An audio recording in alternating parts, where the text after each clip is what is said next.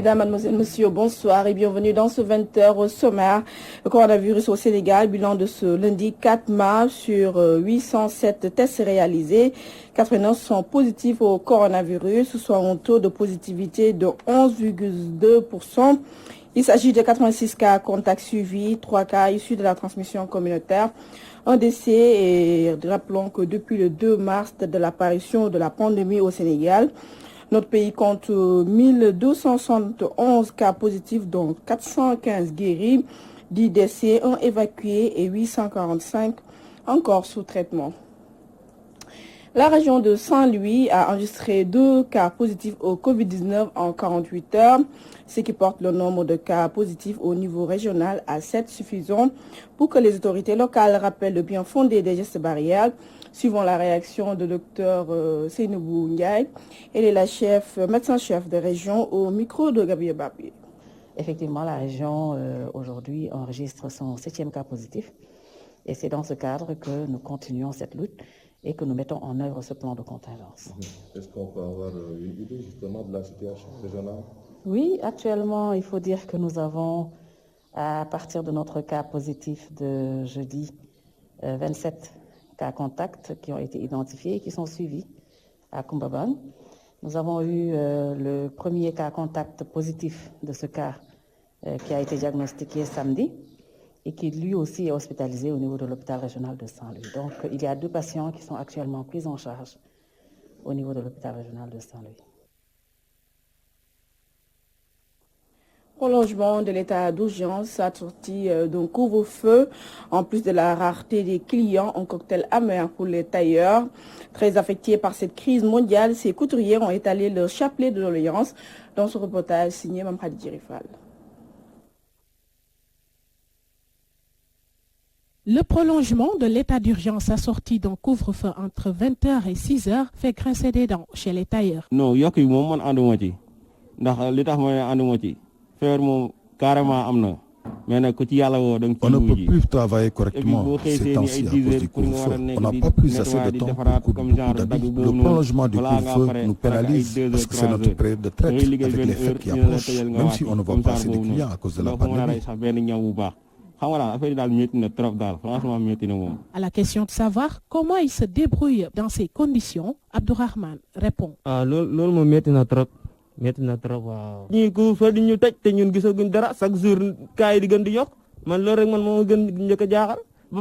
travaillons dans des conditions difficiles. On craint de ne pas avoir de clients pour la Korité. On avait l'habitude de faire des veillées et les gens se rassemblaient dans les ateliers. Mais cette année, ça va être difficile vu qu'on a prolongé l'état d'urgence.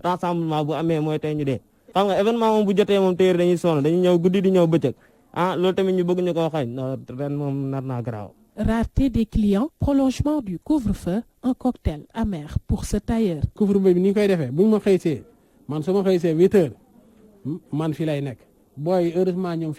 Avec le couvre-feu, je suis obligé de venir dans mon atelier à 8h. Et pour mes apprentis, vous le voyez, ils passent la nuit dans l'atelier. Et vous avez remarqué qu'on n'a pas de clients. C'est dur.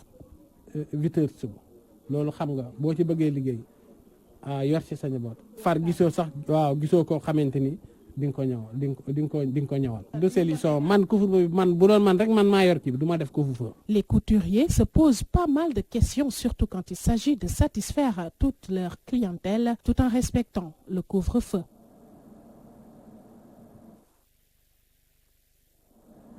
Réorganisation des marchés pour barrer la route au Covid-19.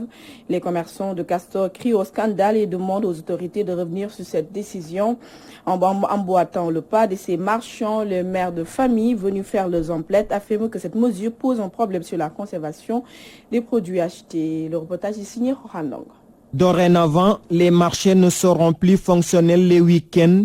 Les commerces de produits alimentaires auront lieu les lundis, les mercredis et les vendredis, et ceux non alimentaires les mardis et les jeudis. Une décision que n'apprécient pas certains commerçants trouvés au marché de Castor. C'est avec nos commerces que nous subvenons aux besoins de nos familles, car nos maris ne travaillent plus. J'ai laissé mon mari au lit et c'est là-bas que je vais le trouver à mon retour. Mes enfants pareillement. Donc si l'on nous interdit de vendre tous les jours, comment est-ce qu'on va faire? C'est très difficile. Avant de prendre une quelconque décision, il faut bien réfléchir. Ceux qui vendent ici vivent jour le jour. S'ils ne travaillent pas, ils ne mangent pas. Les personnes qui disent dans les plateaux télé qu'on doit faire ceci ou cela sont à l'abri du besoin. C'est pas facile du tout car la municipalité vient régulièrement nous déguerpir. Nous avons perdu presque tous nos marchandises. Tchamandiaï, cette mère de famille soutient que ses pères seront confrontés à d'énormes difficultés. Les moments là sont très difficiles. On ne peut pas conserver. Si tu pouvais conserver ça, on pouvait le faire. Mais si tu n'as pas de frigo, comment tu fais avec les légumes, avec le poisson et la viande? Tu ne peux pas conserver. Vraiment, c'est très difficile les temps là. Nous voulons au moins que Macky Sall fait un peu d'effort pour nous les femmes parce que nous sommes fatigués et nous ne pouvons rien dire. Nous sommes très fatigués. Mara Gueye, quant à lui, qualifie cette décision de discrimination car les grandes surfaces sont autorisées à ouvrir tous les jours. Je ne suis pas d'accord pour cette loi. C'est injuste de laisser les grandes surfaces travailler et nous interdire de vendre. C'est avec nos commerces que nous vivons. Les mères de famille quittent partout pour venir vendre ici afin d'avoir de quoi donner leur famille. S'il y a lieu de fermer, il faut tout fermer, y compris les grandes surfaces. Cette décision d'ouvrir les commerces de produits alimentaires 3 jours la semaine va baisser considérablement le chiffre d'affaires des commerçants. Par ailleurs, elle risque d'avoir un effet contraire à celui escompté car les clients s'entachent dans les marchés pour se procurer des produits. Parlons d'éducation à présent, reprise des cours le 2 juin prochain. L'Union nationale des parents d'élèves et d'étudiants du Sénégal fixe ses conditions et selon le président, cette reprise doit être accompagnée de mesures préalables dont la désinfection des établissements scolaires. Voici le président Abdoulaye Fani, interrogé par Théodore Semedo. On s'achemine vers le 2 juin pour une éventuelle réouverture des classes. Et bien entendu, une ouverture ne se fait pas ipso facto pour que tous les élèves aillent en classe sans aucune disposition sur le plan de la prévention et autres là soit prise. Donc nous sommes en train de nous organiser et nous, au niveau de l'UNAPES, nous avons proposé peut-être qu'il y ait une ouverture progressive au cas, comme je l'ai dit tout à l'heure, que cette pandémie peut-être serait maîtrisée, qu'il y ait une ouverture progressive qui permettrait dans un premier temps aux classes d'examen, peut-être les CM2, 3e et terminale, de pouvoir commencer. Il y aurait des dispositifs sur le plan de la prévention qui devraient être pris en compte au niveau des établissements scolaires, à savoir le port de masque obligatoire, la mise en place de dispositifs de lave-mains au niveau de tous les établissements, avec des vigiles ou même des gardiens qui se chargeraient de ça, et que toute personne étrangère à l'établissement n'y entre. Il serait bien aussi quand même que le ministère prenne langue avec toutes les radios communautaires afin tous les lieux où il y a des possibilités de pouvoir passer l'information afin que les parents de manière générale puissent être informés. Et parlons à présent de ce cambriolage du siège qui s'est passé plutôt au siège de la centrale syndicale UDTS FC basée à Pikine Technopole. Un important lot de matériel a été importé dont des ordinateurs.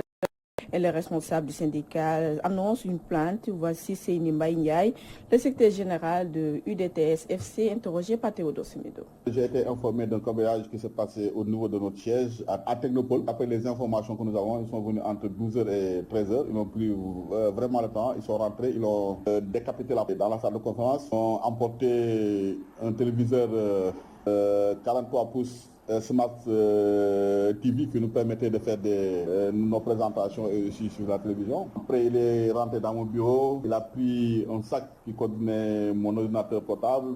Il y avait 2 clés USB, il y avait 2 disques durs de 1000 gigas et l'autre de 500 gigas. Après, il a fouetté tout le bureau. Il est rentré après au secrétaire.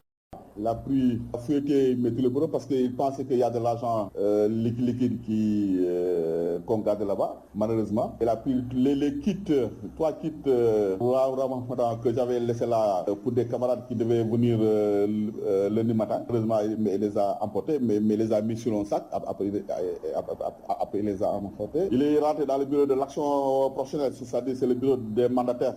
Il a fouetté tous les bureaux, il a pris son temps, tous les dossiers. Mais c'est malheureux, on est son temps et vraiment il nous a dévalisé. Bon, après ce temps, ce qu'il a pris, il est difficile actuellement de l'estimer.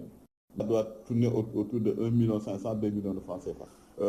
Nous avons porté plainte et je pense que la justice fera son travail.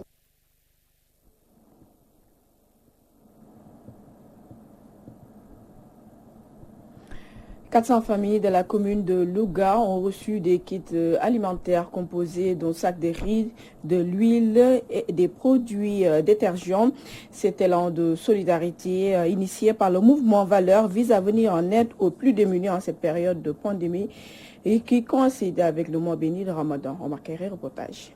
Pour alléger la souffrance des populations en cette période de pandémie, coïncidant avec le mois béni du Ramadan, le mouvement Valeurs est venu en aide à 400 familles de la commune de Louga. Ces dernières ont reçu chacune un kit alimentaire et de produits détergents.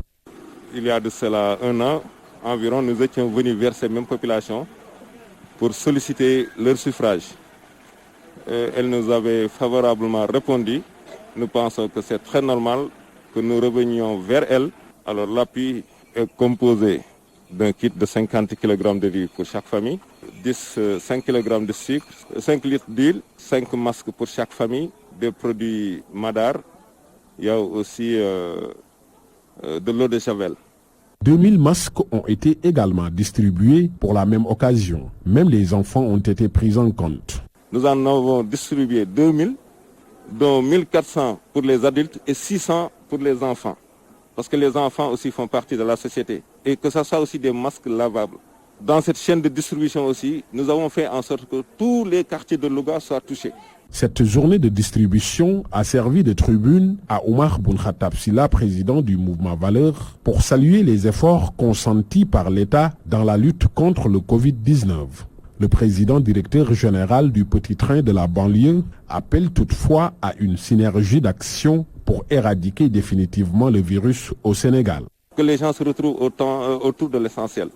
Ce n'est pas le temps de la politique, ce n'est pas le temps de la polémique, c'est le temps de l'action.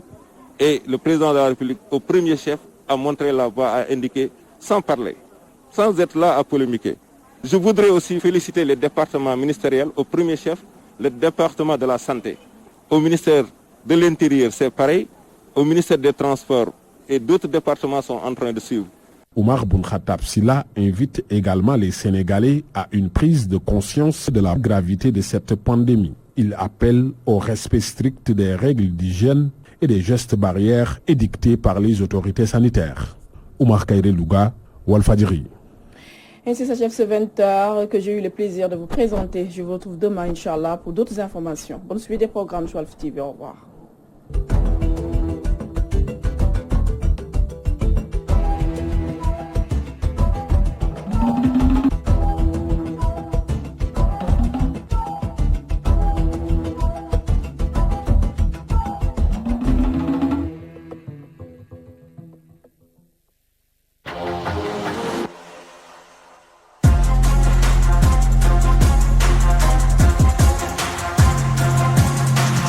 Walfadjri.